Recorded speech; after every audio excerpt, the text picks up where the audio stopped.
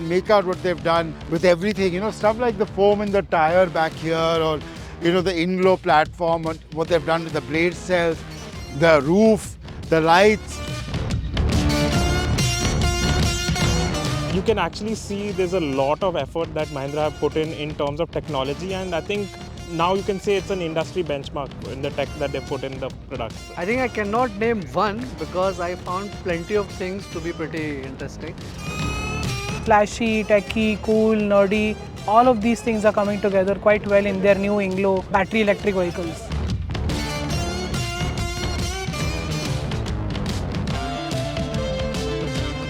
I really like the feature, the dancing lights.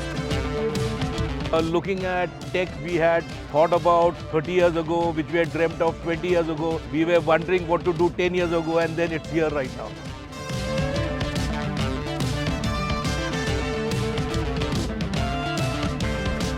I think the new EV facility is really impressive. It's a proper world-class facility, and to see so much automation.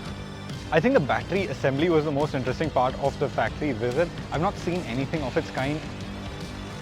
Given the amount of technology Mahindra has managed to pack in, I think nobody in India has ever done this.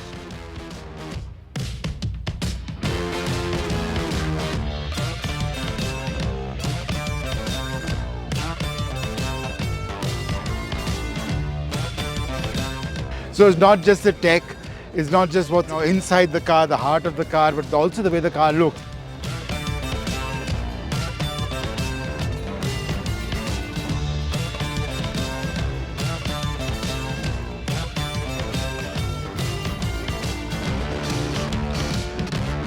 All this thing has happened here, and if any company in India had to do it in the way and the scale and the scope they have done it, it's got to be Mahindra, and that is exactly the thing which has happened.